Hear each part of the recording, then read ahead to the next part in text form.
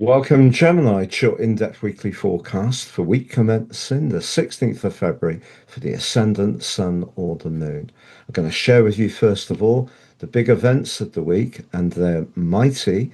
On screen, you can see where all the planets are. I'll talk you through those to provide some context. Then each of those influences I'll go through frame by frame to give a clear picture of what you can expect this week.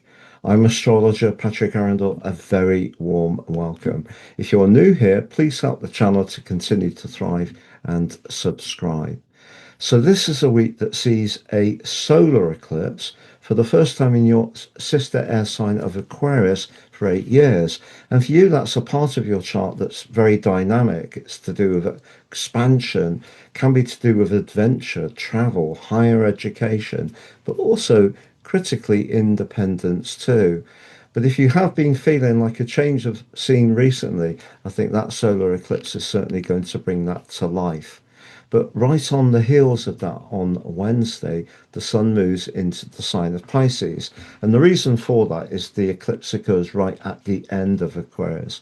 Now, that Pisces energy includes your ruler Mercury, and that's much more to do with your connection to the wider world. What's the implication there? Mercury's actually in a stunning alliance this week with the planet of fortune Jupiter, which could be very positive for your finances. And then later in the week on Friday, for the first time in 37 years exactly, Saturn and Neptune are in a conjunction. But for you, it's in the part of your chart to do with your friendships, your long term plan, your highest hopes. What's the significance of that? So you can see on the screen, first of all, we need to be mindful of the two luminaries and, of course, your ruler. So the moon and the sun in Aquarius, the moon will move forwards on Tuesday to connect exactly with the sun. Essentially, a new moon or a solar eclipse is a moon cazimi. Now, that's very exciting when it brings a lot of energy, particularly with Pluto, the planet of change, and Mars, the planet of action, in the mix. So you could feel quite sparky at the start of this week, but because the moon is pretty close to Pluto, if you feel confined in any way, that can be something you experience very strongly. And then the moon moves on to join up with Mars. If you have any discussions about philosophy early in the week, if you don't agree with people, you probably won't want to take a backward step. But what about that solar eclipse which occurs on Tuesday? Well, it is in a square with Uranus just tucked up in your 12th house. If you recall, Uranus darted into your sign for 4 months last year and is coming back on the 26th of April. But for the most part, for the last 7 years, it has been in that psychological area. And because Uranus can create restlessness, it can see us in that zone feeling a bit irritable at times, I feel, needed to create space, maybe to have quite a lot of personal quiet time as well. So if there is something that you want to shake up and bring more variety and spontaneity to, I think with Uranus in the square with the solar eclipse, and particularly over the next 6 months, just be really conscious of what your motivations are. But anything that's stale, you may feel a strong need to release yourself from it and create greater freedom. But I mentioned before about your ruler Mercury, and it does forge a fantastic link with Jupiter. And because Mercury is very visible in your chart, the 10th house, if you're having a meeting, doing a presentation or a pitch, and your energy, which can be very vibrant and sparky, could be something that the other person is impressed by. And that can bring some financial rewards with Jupiter in your second house of everyday money. But the Sun joins up with Mercury, Venus, and the North Node on Wednesday. And Venus, of course, is also the planet of money.